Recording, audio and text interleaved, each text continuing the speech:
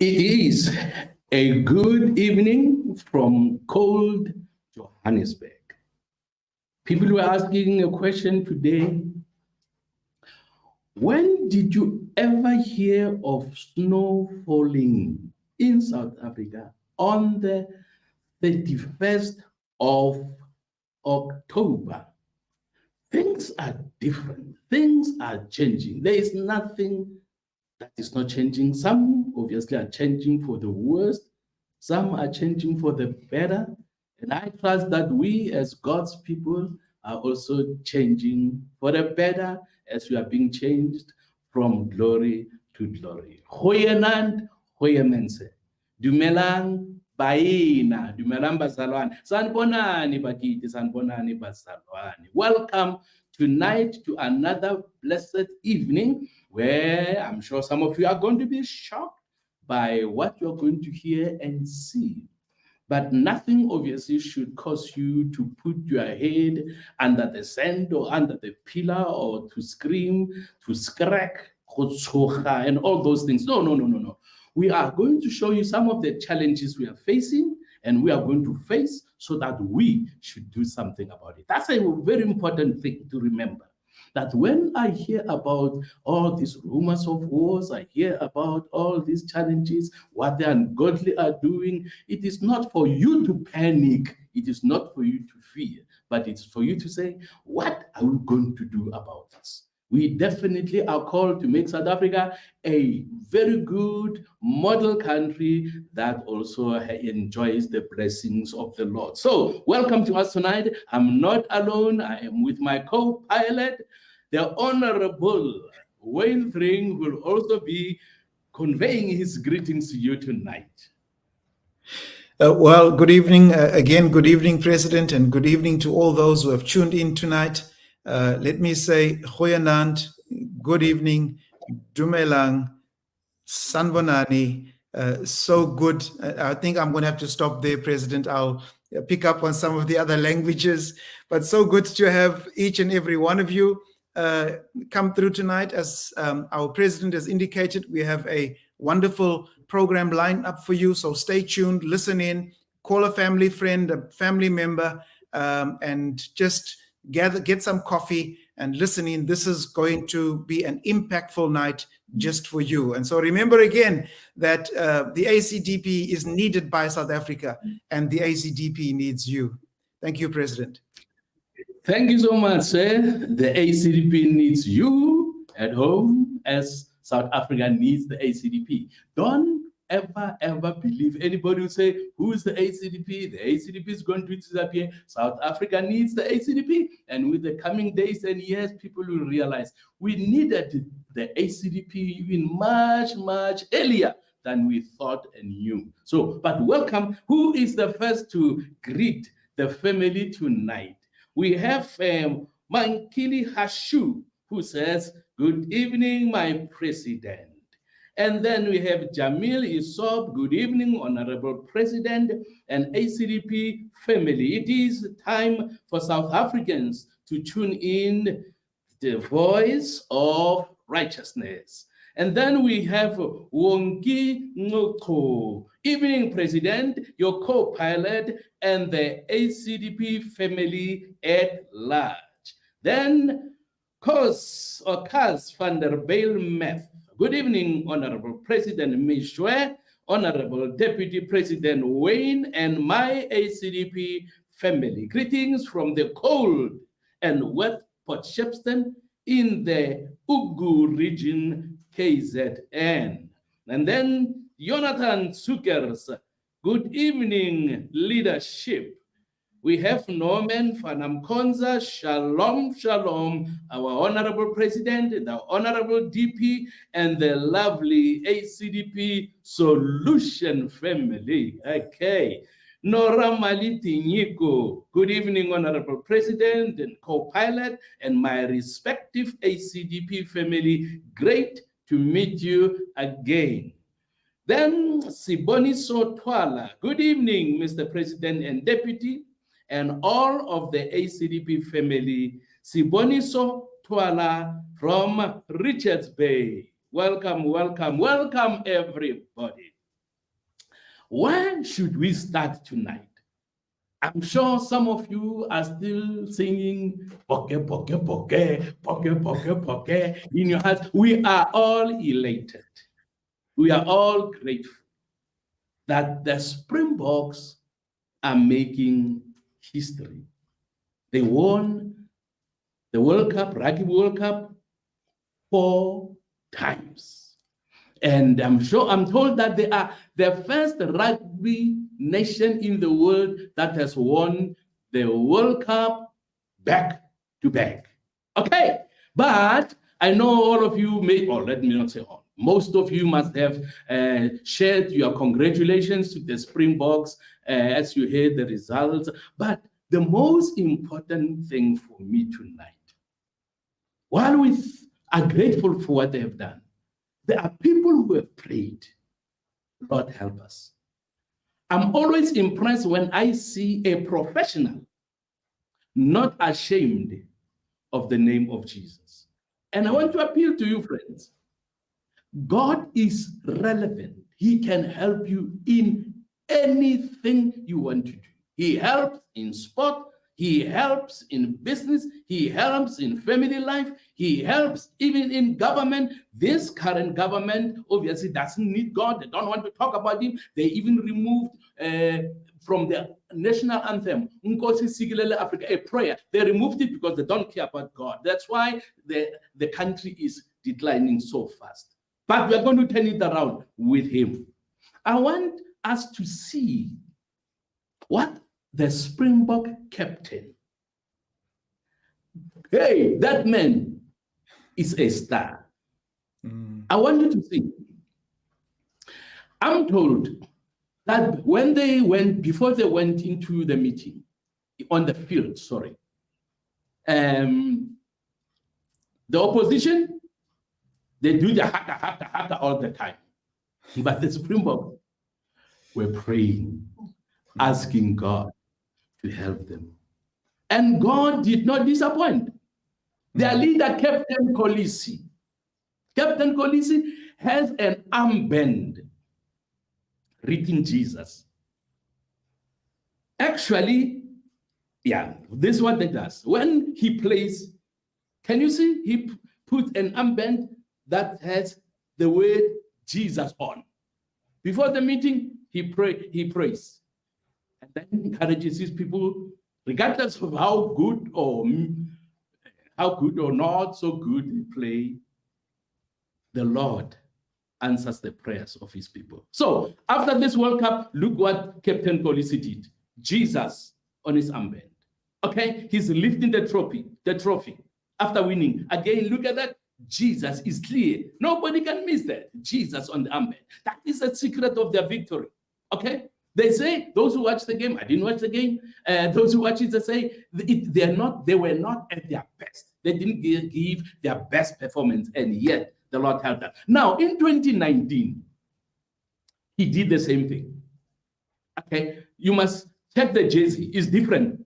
Okay, this was the jersey they used in 2019. Okay, maybe go back to the latest one so that they can see the difference, so that nobody will say we are repeating. Okay, this one is 2023. Okay, can you look at the color? It's different. Look at his face. Okay, let's go to 2019.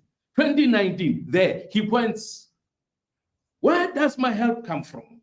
My help comes from the Lord, the maker of heaven and earth. There you see, now on this left hand, Jesus again.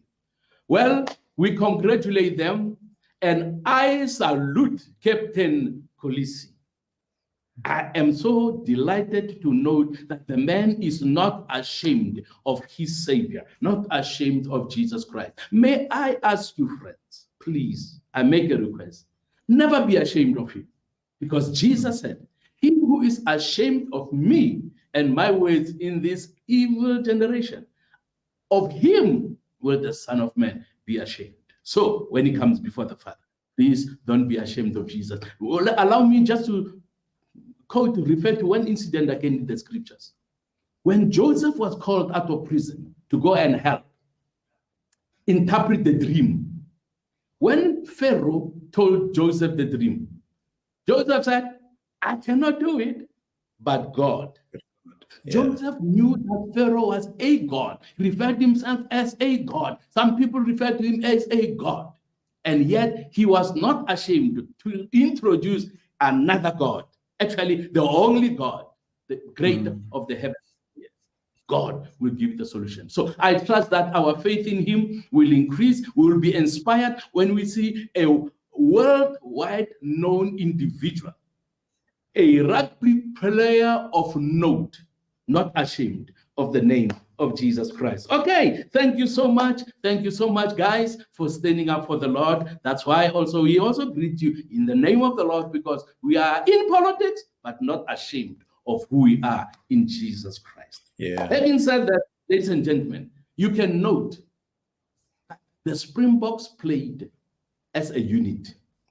Unity. ACDP members, while there might be differences among us, ultimately, we need to find one another. Obstacles must be dealt with. Challenges must be dealt with. Let us resolve what maybe the enemy uses to put us apart. Let's come together, because unity is strength, and when we stand together, we are going to do extremely well. Siseko Njokolo says, despite our diversity, the Boks have shown us that there is strength, is unity. In unity, very, very true. My brother Siseko. Okay, what are we going to do? Some of the things we want to talk about tonight. I am sorry I forgot to give my technical team a video that was shown on the news a few days ago, where the police and the inspectors, health inspectors, were in a warehouse. They raided a warehouse where there was, any kind of food you can talk about. Very high shelves to the roof. Actually, one inspector says that is unhealthy because of the heat when they pack this thing to the roof. And there were open bags of meal. How those bags and why they were open, we don't know.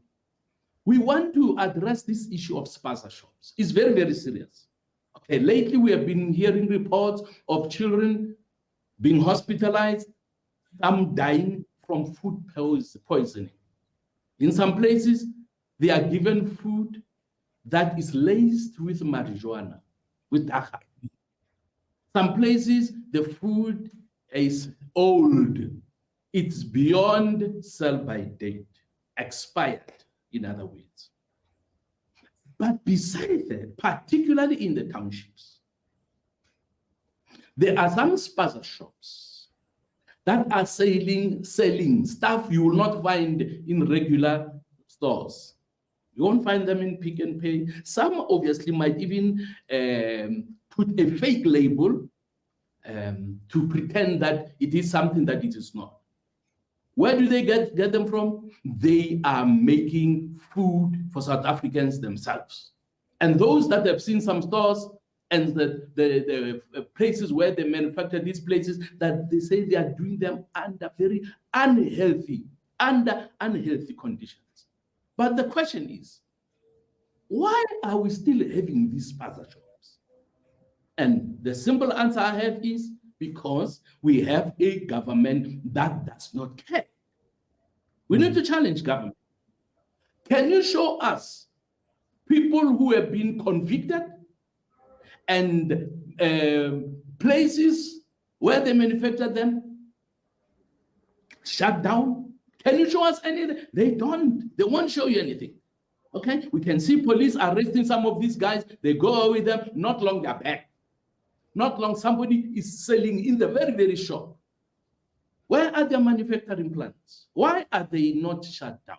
Is government not having proper, good, intelligent intelligence? Something's not wrong. Sorry, something's not right.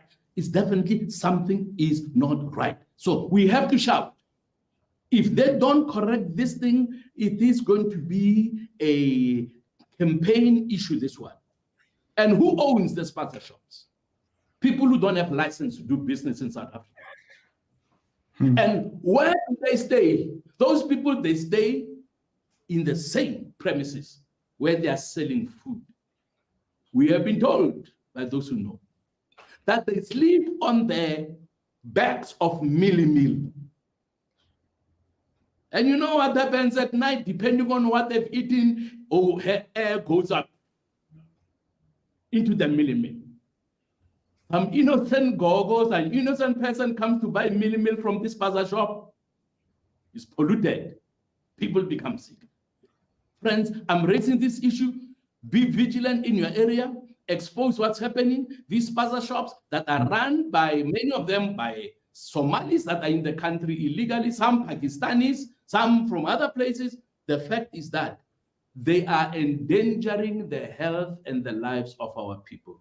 So ACDP says, shut down all the spaza shops that are run by people who are not licensed, run by people who are not buying food from known places that are selling food that is tested and that is given an endorsement can be used by our people. So the issue of the spaza shop is the first one.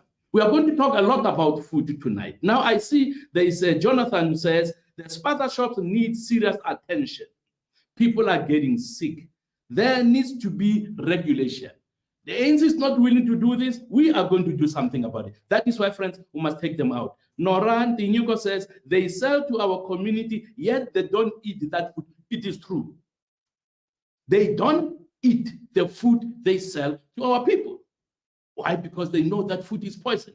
Okay, so we are going to do something about it. This is just an introduction. If you have more stories about spaza shop, next we will repeat this issue again so that people will know that this thing must be killed. Not the people, but the practice. Okay, I didn't say kill the people. I say this practice must be stopped and it must be pushed, killed, so that it doesn't happen again. Okay, having done that, there is a small documentary that we're going to show to you.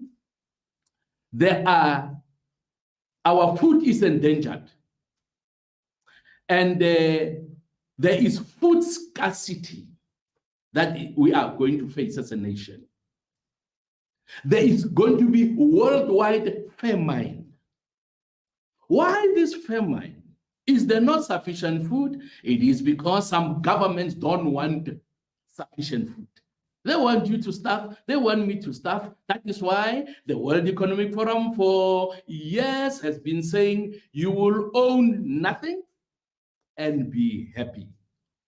Now, those obviously who go to church with me know that we have made a declaration that when they say you will own nothing and be happy, we say we destroy, annihilate, and kill that lie. We will own assets so that we can leave an inheritance for our children and children's children. As the scripture says, a good man leaves an inheritance for his children's children. That is why we are not going to be part of those who are causing scarcity and fear. Okay, Rusty J says strategy is to create scarcity and fear. Correct. If you want to control people, control their food supply. South Africans must wake up because ACDP is up. help your church to understand that these are the matters of food that the church must be interested in. Okay, now we're going to watch a short video, and thereafter, my colleague, my co-pilot, is going to come in and share a few thoughts, obviously, about what I just said. Tell us whether in eThekwini you have spaza shops, and if you have spaza shops, are they good, giving you good, healthy food, or do you agree with us that we definitely must do something and remove these things from our societies? Okay. Are we ready, officers? Okay. All right.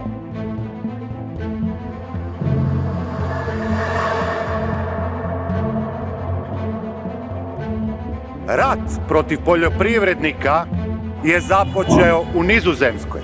A lot of people have no clue that agriculture contributes about 33% of all the emissions of the world.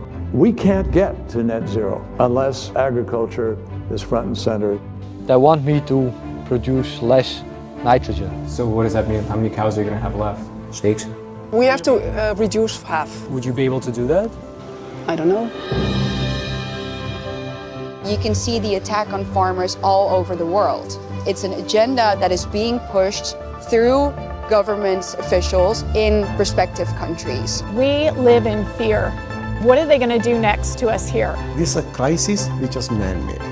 This man-made decision put us at a very dire state. This is a problem when you make environmental policy more about politics than results. The government wants to control the food. So we don't eat meat, but we eat insects or something like that. We can put insects in all products. Burgers, pasta, bread, smoothies. So this right here is sort of the future of food. Yes, this is future of food.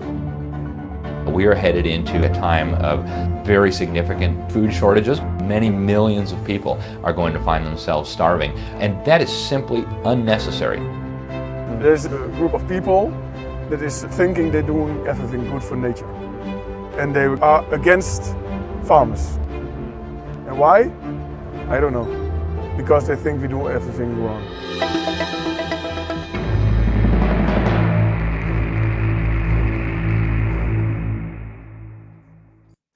That gentleman said there are people who are against farmers. They want to replace farmers with laboratories. Can you imagine? Okay. Although the focus was not on the insects, these guys are saying we must stop eating meat, we must start eating insects. Can you eat insects? Now, human beings, God has given us food, He has given us plenty, He has given us cattle, He has given us, animals, but they want to do away with them. They say cattle are increasing CO2, carbon dioxide in the air. The cattle. So remove them so that people won't eat meat, fresh meat from cattle anymore. Okay, we'll show you what they want you to eat, what they are introducing right now. But my co-pilot has something to say before on this issue that spaza shops and governments and the United Nations, obviously, they are working through the United Nations to change our livelihoods, our lifestyles, so that we stop eating meat and eat something from the laboratory that you're going to see very soon. President, something unusual happened after service. Are you able to hear me? Am I audible, sir? All right. I think my mic is on, so I'm going to continue. Something happened after the service this Sunday. I was taking some of our ladies home. Transport that we have was a little full, so I was dropping some ladies off on our way home after service. And the two ladies at the back were chatting. The one was saying that there's a spaza shop that is coming up in the area, and it was a spaza shop which was either Somali or Pakistani that was opening this spaza shop. And the one older lady said, and she said it in Afrikaans, I would rather go to the local spaza shop and pay for the more expensive goods and live than to go to the Pakistani or the Somali shop and buy the cheap stuff and die. And so very clearly, I kept quiet because that particular lady sent the message, and I need not have said anything else. And very clearly, this is what's happening, President. Not only that those little children that had passed on, God alone knows how many more others who bought from these particular spaza shops became sick somewhere, and nobody, couldn't identify it to the spaza shops and passed on. There were some 28 or so children who some food apparently was stolen from a particular spaza shop. They ate this particular food that was stolen, and all 20 out of them were hospitalized with diarrhea, stomach cramps, and food poisoning. So very clearly, there needs to be proper legislation. And I agree with you. The problem lies squarely at the foot of government. There are regulations that ought to be in place for any business. There ought to be regular inspections, health inspections, wherever food is sold.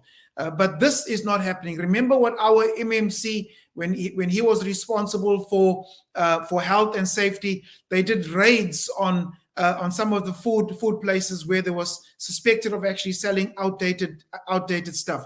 This is what the ACDP did, our MMC, but government is not doing this, possibly because some of them are collecting on the side, and so are prepared to overlook the harm that it causes to our citizens. And so, President, I think very clearly, it is a problem in South Africa, and it's a problem that we have to deal with. And we got to deal with it also at the border, because how did these individuals come in if they are undocumented, if they are here illegally, and yet they are running businesses where ordinary South Africans have to pay tax? There's no tax, and that's another angle I think that we need to be looking at.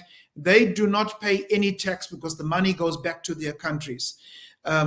And then very clearly, I think with regards to the farming, there is an agenda. There's a global agenda. There is no food shortage, but there's a food shortage that's going to be created, because I think, as one of our members said, he who controls the food controls the people. And so there are groups that look at controlling the seed, that farmers have to purchase the seed from them. And if you don't purchase the seed, you can't grow crops. There are also some countries where they are banning, also in Europe, they are banning the sale of seed. So ordinary people are not able to buy seed and just plant even in their backyards, because there's this global shift towards complete control of the food. And so this is an agenda, President, that we are aware of. The sale or the manufacturing of food, meat in particular, in the laboratory, where you take stem cells, and from a particular stem cell, even human meat, human steaks, where stem cells from humans are actually taken, and they're producing steaks, human steaks. So this is human flesh that is being produced in the laboratories, and not only insects, but this is the kind of stuff that they're actually wanting us to eat. And it's a part of that global agenda, and we cannot be a part of it. And we must fight it with everything that we have. All right. Our viewers must understand, when we talk about the global agenda, we are talking about things that are going to affect everybody, including food. These guys want you to starve.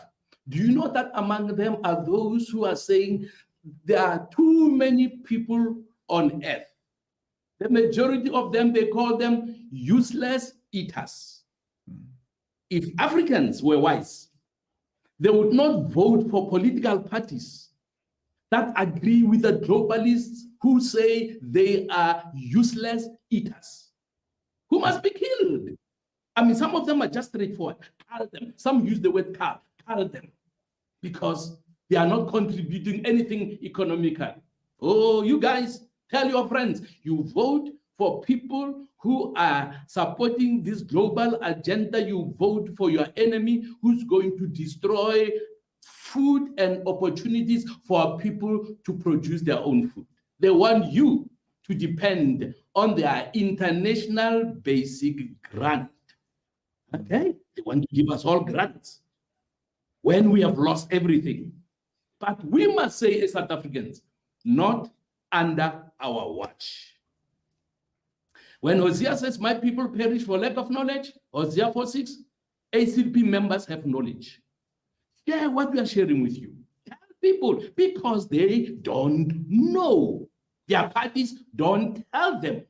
Many of them, even their churches, don't tell them because the leaders themselves don't know what's happening. So let us open the eyes of the blind and ensure that this agenda, wicked, evil agenda, does not see the light of day in South Africa. Okay, now we are going to see a place where they manufacture meat in a laboratory using stem cells, as the deputy has said. Okay, and then they say, do away with cows, we will produce meat in the factories. That is what they have for you. And they are making people to taste human meat. They say meat is nice. Human meat is nice. Friends, they want to go into an era where people start killing one another and eating one another. Can you believe that people we think are intelligent, people we think are smart, can come up with such ideas? It is shocking, it is worrisome, and it has to be corrected by God's people. God's people. That is why when God's people are in authority, people rejoice. Okay, let's go to the laboratory and see how this meat made from human stem cells is produced. And then you'll be expected to start eating that meat. For variety, you eat insects. If you have had enough of insects, then you have human meat that will be sold in the butcheries, in the main grocery stores, because these guys want to destroy you. I will never eat meat out of a laboratory. Whatever they put in that meat is going to ensure that people are not going to live in good health. Okay, all right, let's now watch how these guys are doing. You can't beat British grub. But these days, you've got to spend a packet to bring home the bacon. And don't even get me started on the eggs. The cost of living crisis is hitting Britain hard, with food prices rising at the fastest rate in 40 years. But now, a new line of affordable protein is hitting our shelves. This is engineered human meat. That's right, a protein made from human cells that promises to be cheaper and tastier than any of its competitors. I'm Greg Wallace. And I'm off to visit Good Harvest, where a whopping 6 tons of human meat is engineered every day. That is stunning. With the promise of cheap meat for all, it may well be the meaty miracle we need to ease the squeeze of the cost of living. Anyone for human meat? I'm Michelle Ackley, and while Greg comes face to face with the production line, I'll be conducting a taste test with some very picky palates. It's really, tender. For the first time, we're going to find out where it comes from, how it's made, whoa, and what it tastes like.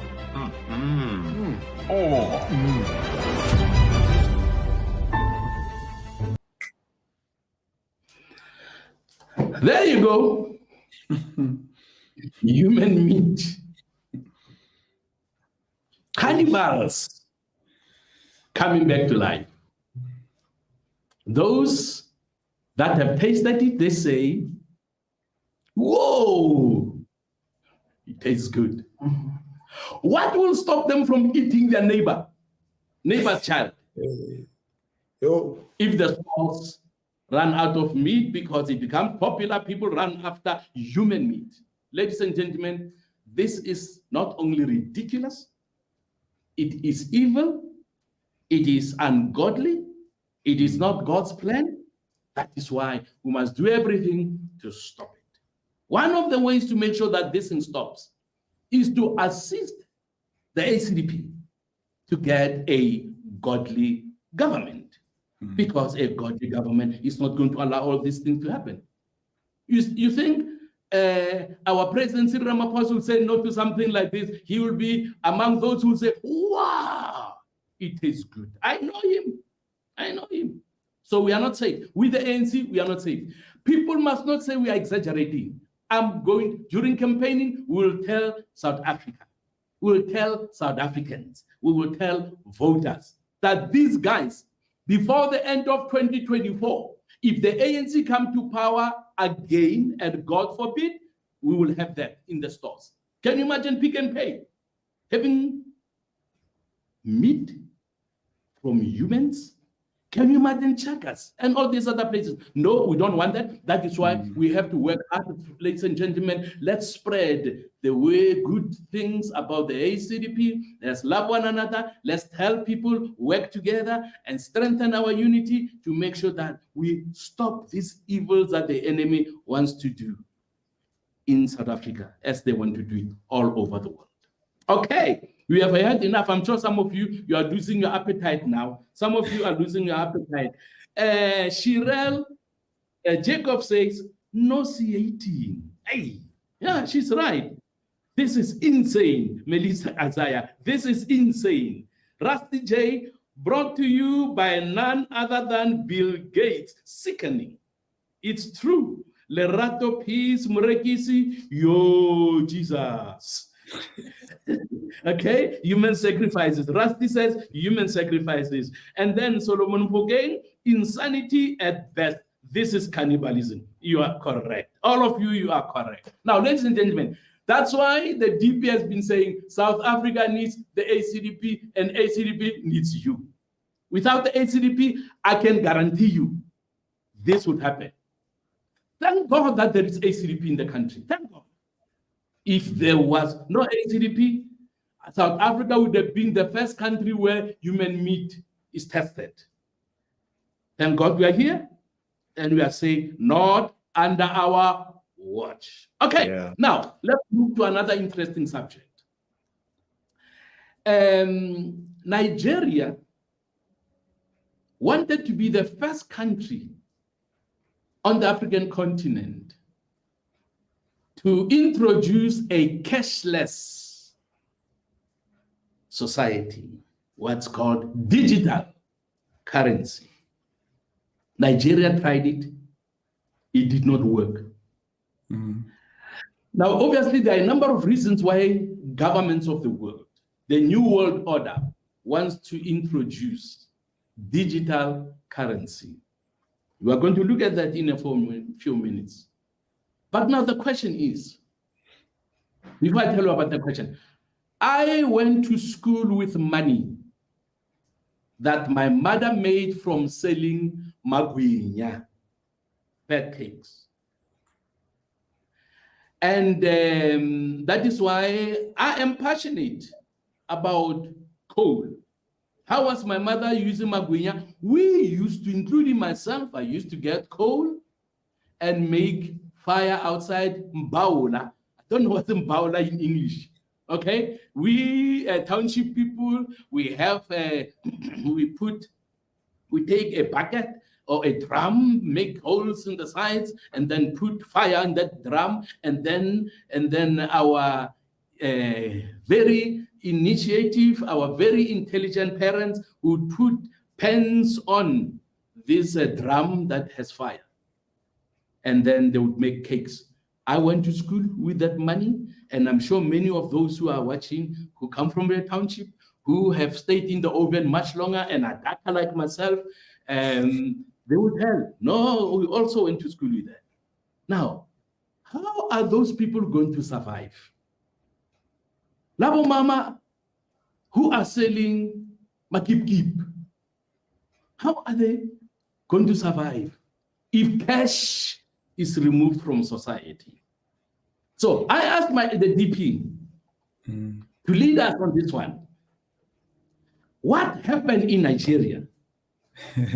And what should South Africans do to make sure that we don't go that wrong route? Thank God that Nigeria is coming to the senses. They are making a U-turn. But tell us more, sir, about that. President, let me start off perhaps by saying that I was sitting next to our Reserve Bank governor on a flight back from South Korea. And on the flight back, I had the opportunity, obviously when I bumped into him, to ask about when South Africa is going to be introducing the so-called digital currency, which the Reserve Bank has been preparing. By the way, the South African Reserve Bank is preparing also to release a South African digital currency called iKhokha. So you can go and Google it and you can research it. And so the South African digital currency that is being prepared is called iKhokha. But when I asked him the question, he did not answer. I said, so tell me, Mr. Reserve Bank Governor, when is South Africa releasing the digital currency? Changed the subject, and I knew then that he did not want to speak about it and he did not want to give me an answer. But President, you would also understand that and remember that during the COVID period, there was talks about a digital health passports, that unless you had this particular digital health passport, this digital passport on your, they would put it onto your cell phone, and wherever you traveled, you would be able to show that you had your vaccinations and so on. And without that digital passport, you would not be able to travel. You would not be able to go anywhere. And so that was the plan. That was a part of the plan that different countries were wanting to initiate, and thank God that it didn't get to that stage. There were already some people who had their digital health passports on their phones and as they were traveling, but thank God that it did not go to the extent and the reach that they wanted it. The globalists, those new world order folk who want to keep God's people in bondage, it did not go to the reach that they wanted.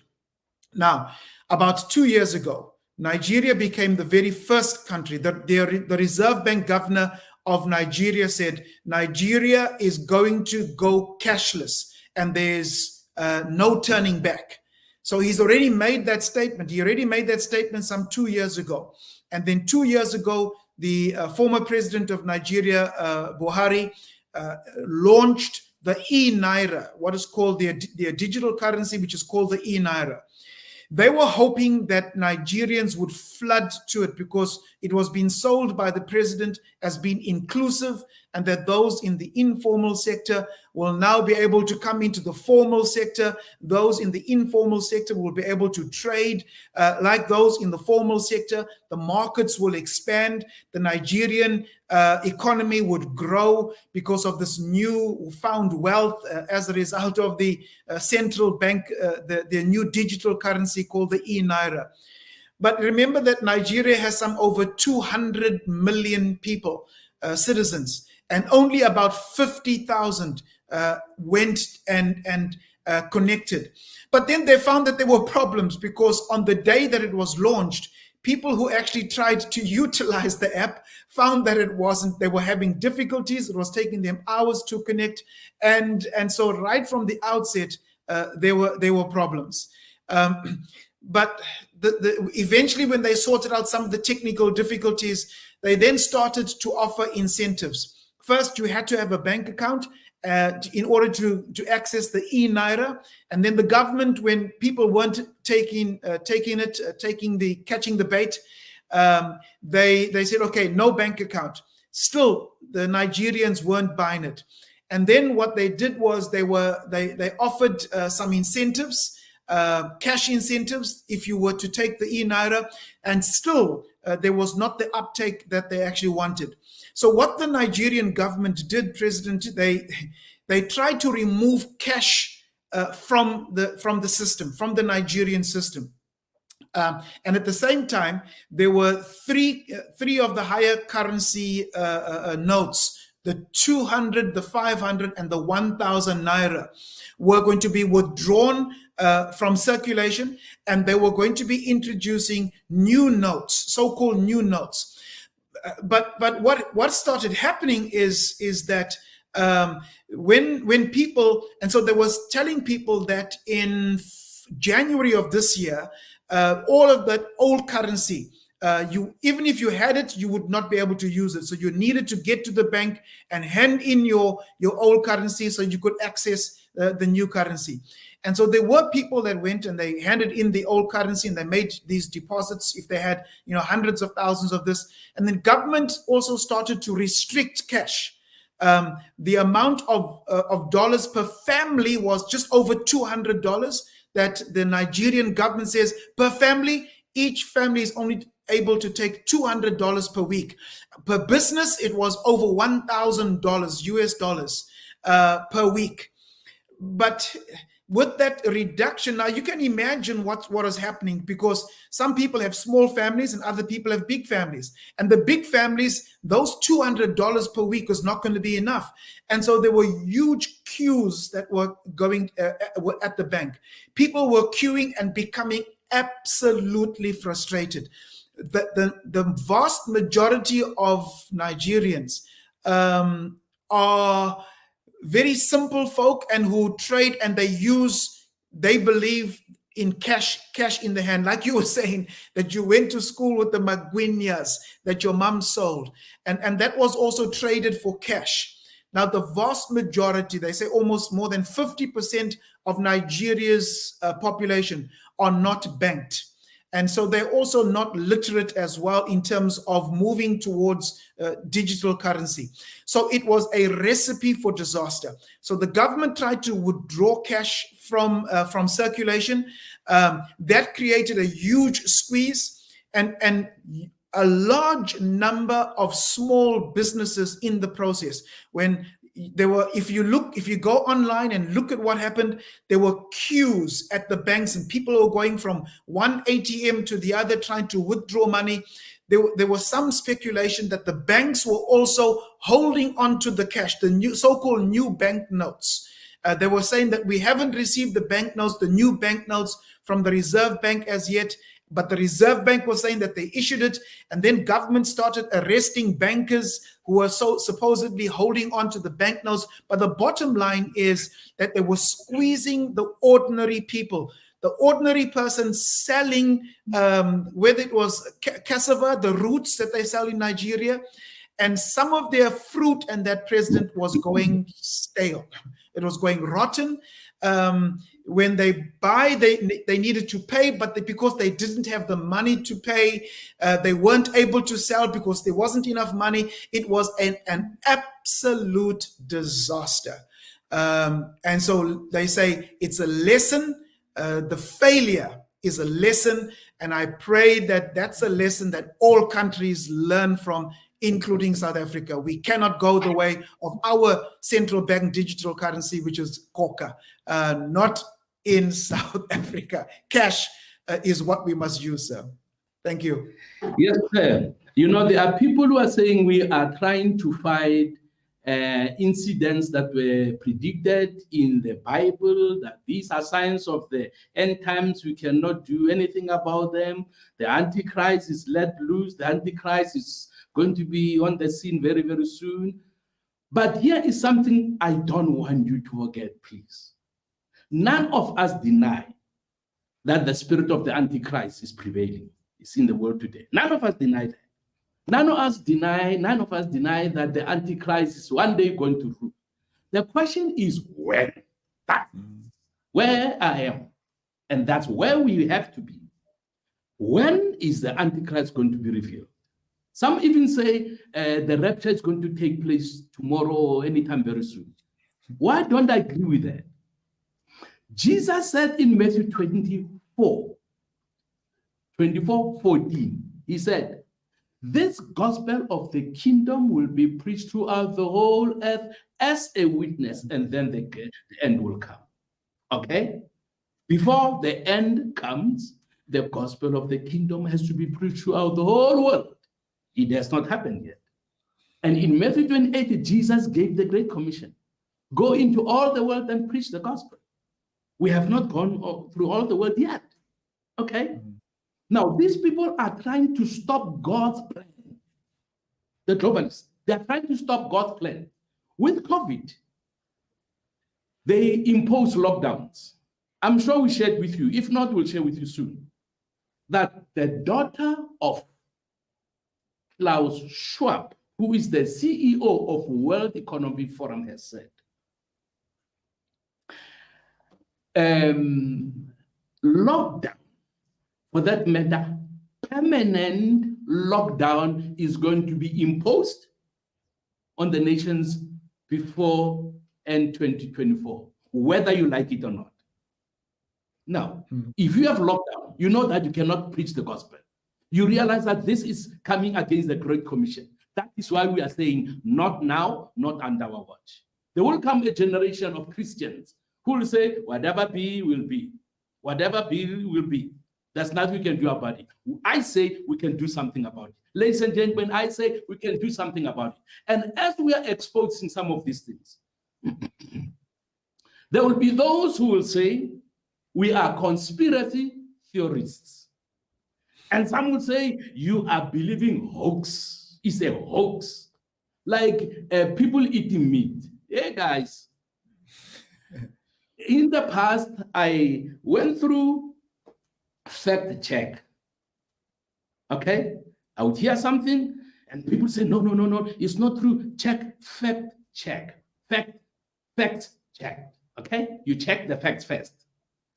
Only to discover that this fact check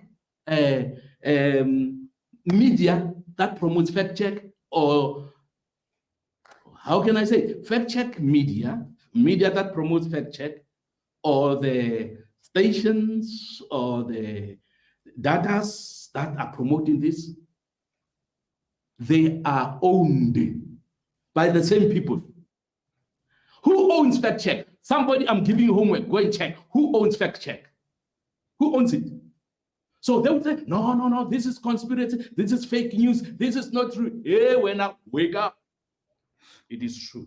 Okay? So you know that also those days, the last 3 years, from 2020, when some doctor said ivermectin, even ACDP says ivermectin, government said, oh.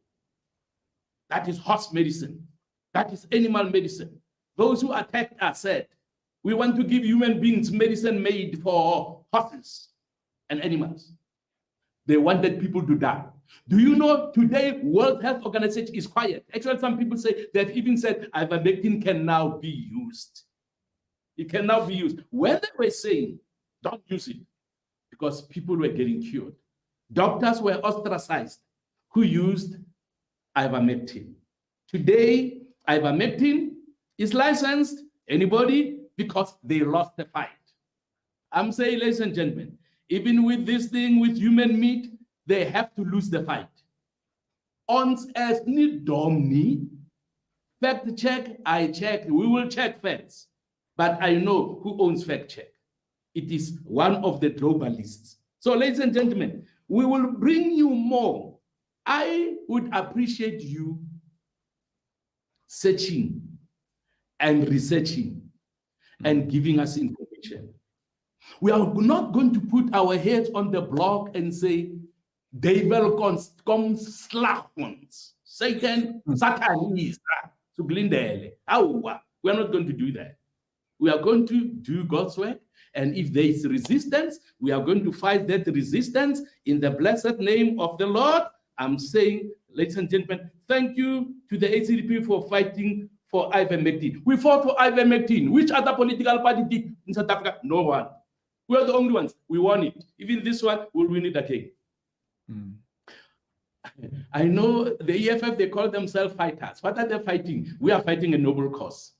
And we fight the fight to win. And we are going to be successful. So I want to thank you. I'm going to allow the co-pilot to say his closing remarks. And then for today, we are going to say, I'm sure you have a lot to chew. When people are saying fact check, ask them who owns fact check. Bill Gates has shares there. Find out who owns fact check. Okay? They do something when people say, and people who are honest say, no, this is not right. Then they say, no, fact check. When you fact check, you find the people who are paid by the same globalists. Ladies and gentlemen, that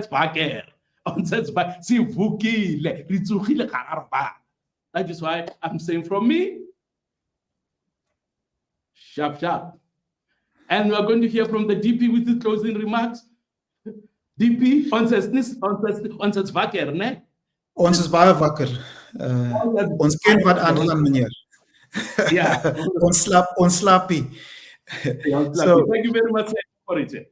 yeah, President, let me just say also again a big thank you for raising some pertinent matters that our people need to be aware of, that South Africans need to be aware of, members within the ACDP need to be aware of. And I think very clearly your mainstream media will not be covering some of the items that we actually and some of the programs that we actually run, or the topics that we raise. I debated with Judge Dennis and one of the professors at the time, and Judge Dennis was one of those who actually called ivermectin on his program on national television, saying that the ACDP is promoting horse medicine. And that was the lie that was being sold in order for people not to use a medicine, a drug that won a Nobel Prize for being one of the best drugs available to treat a wide range of illnesses in humans, before it was found to be used to treat animals as well. So clearly, I think that we need to understand that the mainstream media is not on our side. Let me also just indicate in closing, President, that we need to continue to pray for the country. We are going into the medium-term budget statement tomorrow, and South Africa is facing some economic headwinds. And unless the ACDP becomes the government of the day, we are going to continue to see more of the challenges that South Africa faces economically, in terms of crime, in terms of health, with regards to what we are speaking about in the spaza shops. Unless the ACDP becomes the government of the day, the trajectory downwards will continue. So the ACDP is needed. South Africa needs the ACDP, and the ACDP needs you. Thank you, and God bless you. You got it, our friends. South Africa needs the ACDP, and the ACDP needs you. Let us help one another. With the help of the Lord, save South Africa.